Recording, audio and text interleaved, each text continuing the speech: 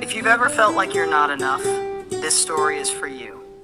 Stay till the end, because sometimes the quietest lives hide the loudest truths. And if it touches you, share it. Someone out there might need it too. And if you've ever felt alone in your journey, you're welcome to join my family. Here, we rise together, one brushstroke at a time. Family is supposed to be our safety net, the ones who catch us when we fall. They're the roots we grow from, the branches that hold us up. But what happens when those roots rot and those branches snap beneath the weight of disappointment? This isn't a story of revenge. It's not a story of triumph with applause. It's a story of paint, white paint mostly, and how it slowly covered up the cracks in a man's heart. My name is James. I come from a small town where people believe that if you don't become something big, you become nothing. My parents were those kinds of people. They loved their image more than their children.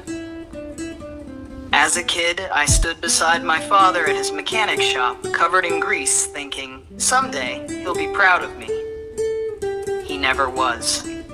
I barely made it through high school. College wasn't an option, not because I didn't want it, but because it didn't want me. I wasn't the smartest, but I was strong. I could work. I could sweat. So I started painting houses. It wasn't glamorous, but it was honest. It was real. And most importantly, it was mine. At first, I thought my family would come around. That maybe if they saw how hard I worked, they'd finally respect me. But when I told my mother I had started a painting business, she smiled tightly and said, well, someone's got to do it.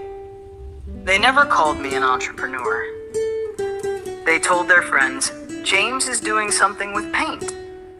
What they meant was, James failed. And maybe in their eyes, I had. I wasn't an accountant like my brother. I wasn't married with 2 kids like my sister. I was just James, the one who showed up to dinner late, paint still on his hands. Then I met Lisa on a job. She was the client's niece visiting from out of town. She had the kind of smile that made you believe life might actually be good. She sat on the step, sipping lemonade, asking about my work like it actually mattered.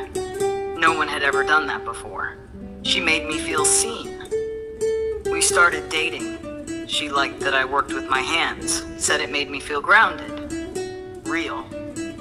For the first time, I started to believe maybe I was enough, but reality crept in, like water behind old wallpaper. Lisa didn't want expensive things.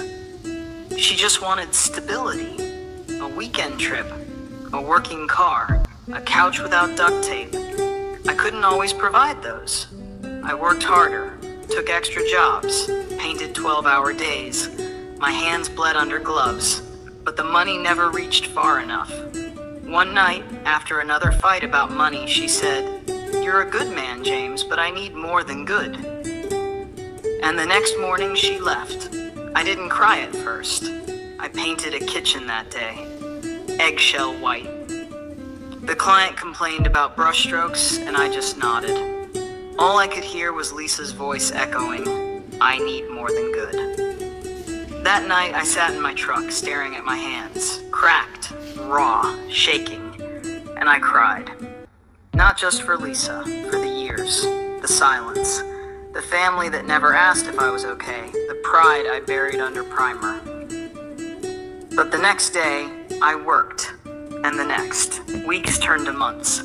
I started posting photos of my work online. A few people noticed, then a few more. The business grew. I hired a kid, Tommy, fresh out of juvie, just needed a break. Then Rico, a father staying clean for his daughter. We weren't just painters, we were fighters, survivors. We didn't wear suits, but we fixed things, we built things. We made homes brighter. One day, I was repainting a school gym.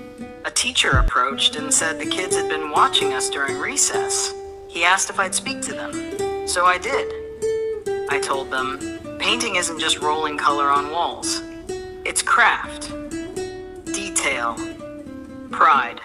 It's okay to work with your hands. Pride doesn't just live in paychecks, it lives in progress. One kid came up after and said, I want to be like you. That night I drove home with something I hadn't felt in a long time. Peace. My family still doesn't get it. At Thanksgiving, my mom still asks, have you thought about going back to school? My dad says nothing. And that's okay, because now when I look at my hands, I don't see failure. I see a life. Layered like paint, some coats thick, some thin, some cracked, but all of it mine. I've learned this. Sometimes the family we're born into doesn't lift us. Sometimes we build our own, with grit, sweat, and second chances. And if you've ever felt like you weren't enough for the people who were supposed to love you, you are. Even if they never see it, even if they never say it, you can still rise, you can still build. One brush stroke at a time. Have you ever felt like you weren't enough, but still showed up and kept going? Tell me about that moment, and follow for more stories that remind us we're never truly alone.